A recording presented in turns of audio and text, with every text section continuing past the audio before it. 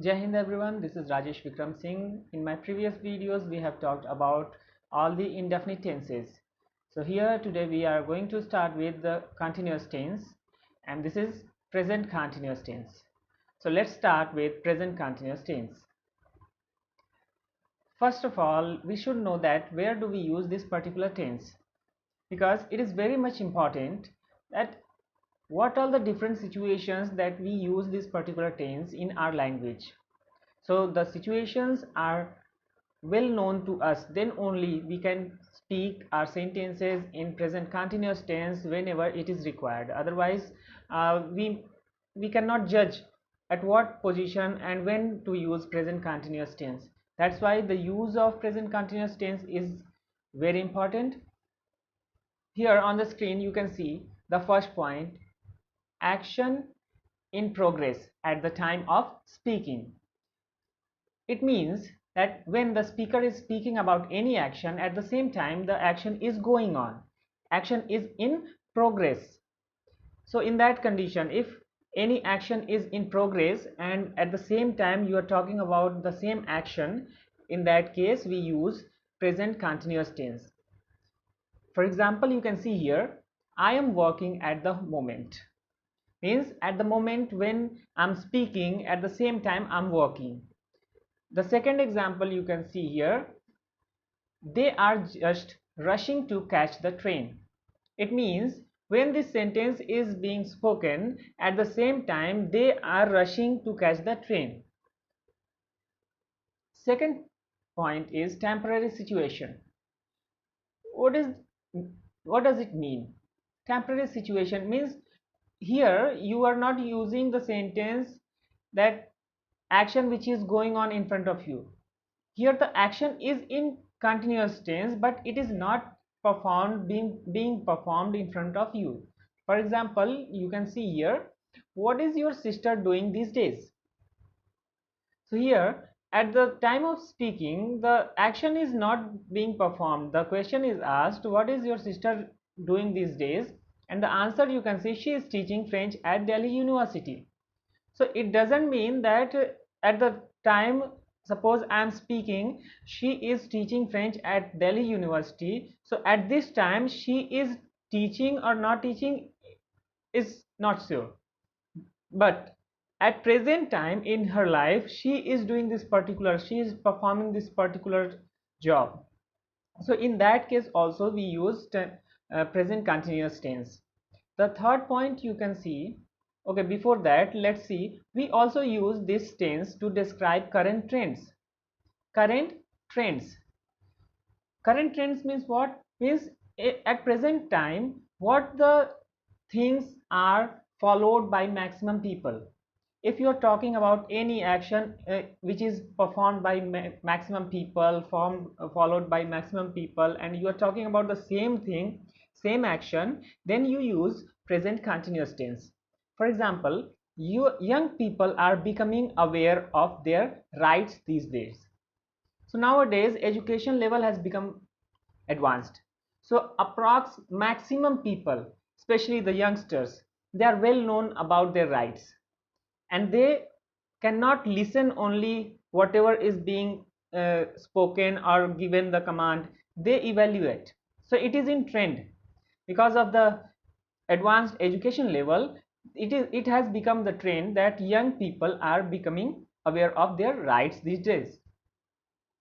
The next point you can see here, planned future action. Planned future action, about this we have already discussed in past indefinite tense also. What we have discussed, if you remember or if you have watched that video, you can understand that whenever any future action which is being performed, which is going to be performed and it is already scheduled, means any pre-scheduled future action, when we talk about, in that situation we use present continuous tense. For that we use present indefinite tense also. So here we are going to Shimla next year. So going to Shimla, this work we have already decided that when we are going to Shimla next year. Similarly, I'm meeting my uncle tomorrow means the action of meeting will be performed tomorrow and it is already decided. The last point here you can see the repeated action. Repeated action means you can easily understand if in the sentence adverb of frequency is used. What is adverb of frequency? Means the words like always, forever, repeatedly, constantly, etc. In such kind of words which are giving the clue of any action which is frequently happen or which is happening frequently. For that we use present continuous tense. For example, here you can see she is always helping the poor. She is always helping the poor means she is at the time of speaking she is not performing this particular action, but it is in frequency, regularly she is doing something. So for that type of action we use present continuous tense. Another one, when it refers to something that happens too often. Too often, it means usually it happens. For example, you can say Ravi is forever suffering from headache in the office. Means whenever Ravi is in the office, he suffers with headache. So such kind of action which is happening oftenly, which oftenly happens, in that case we use present continuous tense. So these all are the different uses of the present continuous tense in our language, means different situations when we can use present continuous tense. So now let's talk about the structure of present continuous tense. So while framing present continuous tense, we need to keep in our mind that we frame positive sentence, negative sentence, interrogative sentence. And interrogative we have two types, yes or no type interrogative and WH type interrogative. So when we frame our sentence in positive, we use, or we can say we start the sentence with subject. After that we use the helping verb. Here it is very important to know that in present continuous tense we use is mr as helping verb. Here on the screen you can see is mr. This is the helping verb of present continuous tense. So when do we use is, when do we use m, and when do we use r? This is the question here. So at the place of, it decides according to the subject, means in the sentence which kind of or what kind of subject we are using, on that basis we use the helping verb, means any one of among these three. So to know this you keep in mind that whenever the subject is he, she, it or singular noun, whenever the subject is he, she, it or singular noun, in that case we use the helping verb is. And if the subject is I, we use the helping verb am. And with other subjects like we, you, they or plural noun, we use the helping verb are. And one thing which is very common in all the continuous tenses is ing form of the main verb. This ing form of the main verb is used in all the continuous tenses, whether it is present continuous, past continuous or future continuous. So this is a common thing which you have to keep in your mind, that if you are speaking your sentence in continuous tense, the main verb will always be in ing form, or we can say its fourth form. Main verb will be used in its fourth form or present participle form. So here the structure is subject plus is mr plus verb first plus ing plus object. For example, here you can see I'm studying English now. It means at the time right now I'm speaking that I'm studying English, and the same action is being performed by me. When we frame the negative sentence, what do? We just add not. So where do we add not? First of all, the sentence starts with subject, then after helping verb is mr, then after not, then verb first plus ing, and then object. So when we frame the negative sentence, the sentence structure is like subject plus helping verb plus not plus main verb plus object. For example, here you can see the same sentence in negative. I am not studying English now. Now let's talk about yes or no type question.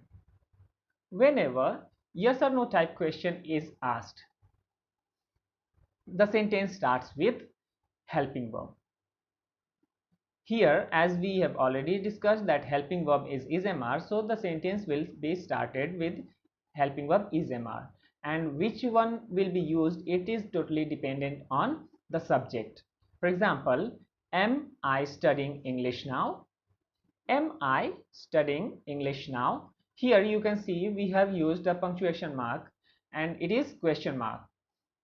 Similarly, when we are asking about yes or no type interrogative question, the sentence structure becomes is MR plus subject plus not plus verb first plus ing plus object and plus question mark. For example, here you can see, am I not studying English now? The next type of question is WH type question, which always starts with question words. So the thing which we need to keep in our mind is only we have to add question word before the helping verb, because whenever we ask the question, the sentence starts with helping verb. Yes, in yes or no type question, here we have already discussed that the sentence starts with helping verb. So after that, when we ask the question which is WH type, in that situation we use the same yes or no type structure while framing the sentence. Only what change we do is the question word. We put the question word first in the sentence, then after helping verb, then subject, then main verb in ing form, then object, then after the question mark. For example, here you can see, why am I studying English now? Similarly, you can see that if the sentence is in interrogative negative, in that case what we frame the sentence is question word plus is MR plus subject plus not plus verb first plus ing plus object. Example is here, why am I not studying English now? So like this, if you will frame the sentence, your sentence will always be right.